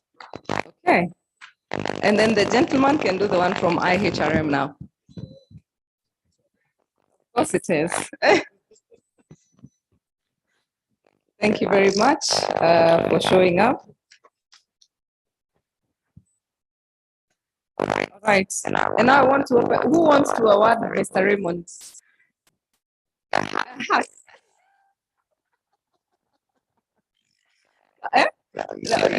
Yes, come.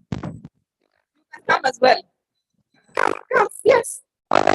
That were up, Jenny, mpake upako ya directorship na legal na HR na kila kitu.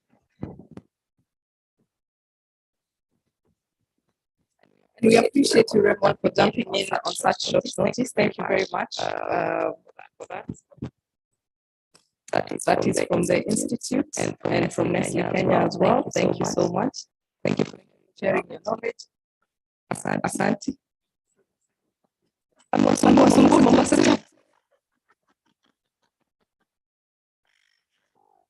Very much. Thank you. Thank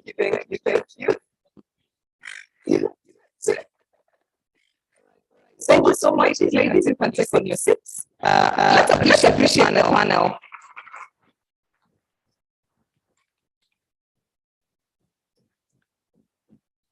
All right. Oh yeah, there was a gift for myself as well. Who wants to gift me? There they are. Come.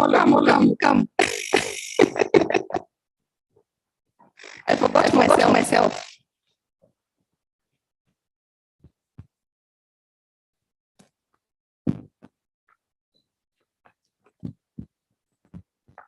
Okay, now it's the best for the last. Okay. So now the boy shall do. You want HRM? Okay. Good stuff. Okay. And let's go for Grace. Zula, our very able moderator and master of ceremonies. Thank you very much. Probably one of the best photos of the day. Good. Boy shall. Cheza kama. Okay. Let's clap for Mr. Smiling Machine as he does this thing. Thank you very much. Sana. Thank you, Grace. Congratulations, Asante. Okay. Thank you very much. All right, ladies. If you can stay there, it's fine. We're about to close anyway. Are you revitalized? Are you inspired? Can I hear a better yes? Are you inspired? Are you revitalized? Are you ready to innovate? Are you ready to, what was the other one? Aha! 3 days of the same thing. Revitalizing who? Revitalizing me. Okay, when you see what HR, we say HR. Revitalizing who? Are you ready to inspire? Can I hear yes? Are you ready to inspire? Are you ready to integrate? Are you ready to innovate? Can we promise that we are going to do this in our workplaces? I am hearing you ikifika hapo the yes are going huko. Are we taking this by lives? But if you don't take charge of your own life, kitaumana. So thank you very much for your patience. We are about to close. By the way, we are not going to take too much of your time. This is officially the launch of the close. And allow me to just say this. I don't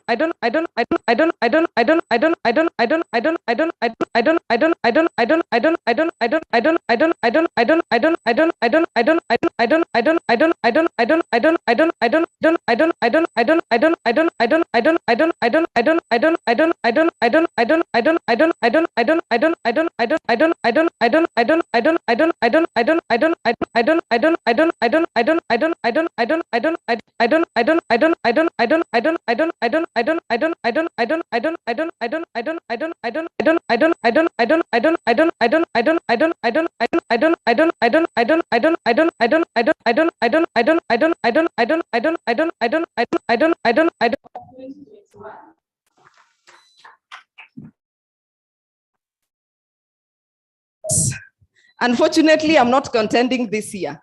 We have HR awards being launched. I don't know whether you've seen it on the Mtandao. The HR awards of 2022 have been released. You guys will be called upon to submit your applications. Please do. It feels so good to win. It feels so good. Yani you walk up that stage, and the nominees are, and the winner is CHRP Grace Nzula. Hey, you have no idea how good that feels. And imagine sana ningekuwa nawaambia nini kama singekuwa na hiyo award. Ningekuwa najivunia nini? Anyway, so please make sure you submit, even if you're in counties. They have quite a few entries on counties, public service. We have opened up for everyone. So make sure that you take advantage. Even if you do not win, utakuwa na ka certificate, ka nomination. You're on your way to winning. Are we together? So please make sure that you submit your applications and then show up for the dinner on the 2nd of December. Make sure you show up. Okay? What is the other thing I wanted to say? Again, we've been told if you want to go into leadership positions, make sure that your public speaking skills are at par. Are we together? Now, wacha nikuambie, juu mimi, because I am a non-HR turned HR, the biggest issue we have in HR ni confidence ya kuongea tu.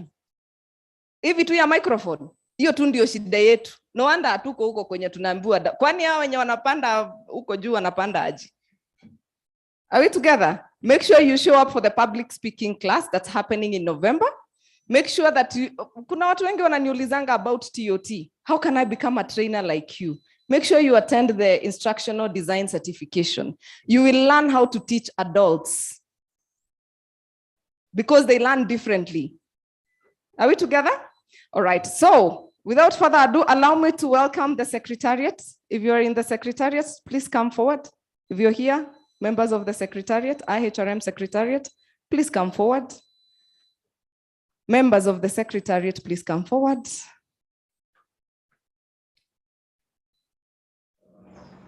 Let's appreciate them as they come.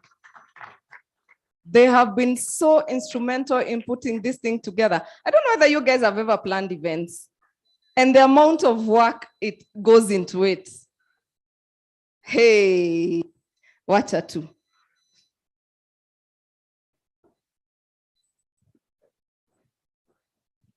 So we just want to appreciate you in a special way. We want you to introduce yourselves as well. Yes, very quickly. Introduce yourself, what you do, and how you can support us or we support you. Good afternoon.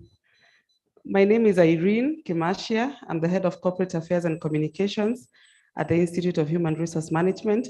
My role entails stakeholder engagement, media relations, partnerships and collaborations, and project management. Asante. Good afternoon. Are you happy? Hey, mko na njaa. How are you?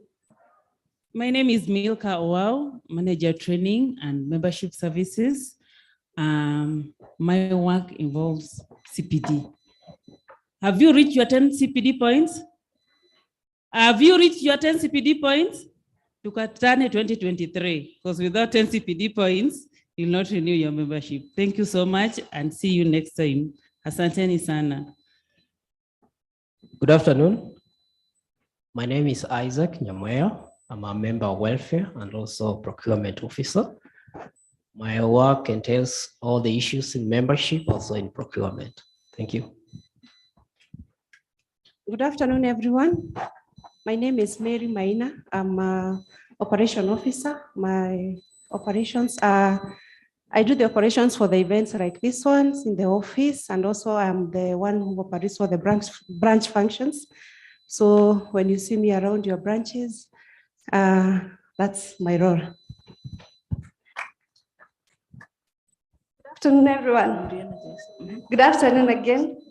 I'm Natasha Osinde, training assistant. I coordinate trainings at the institute. Good afternoon.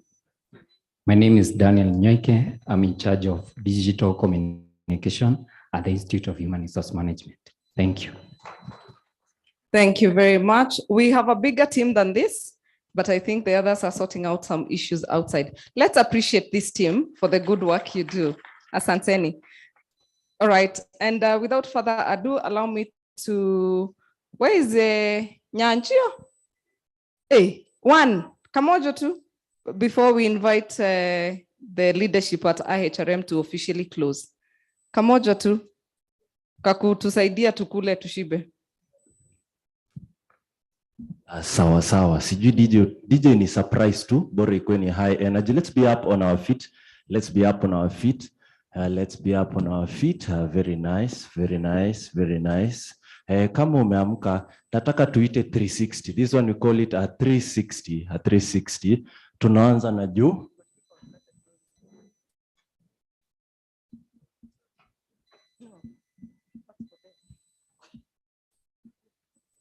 All the way down, usichoke. Haya tena amka juu, twende tena kutoka juu. Haya ita kabisa. Let's go to the side. Enda to the side, eka chini, level. Enda chini. Kwama hapo kidogo, najua kuna wengine mgongo inakataa, my friend, inakataa. So DJ, whenever you're ready, nipatie kitu kidogo. Haya.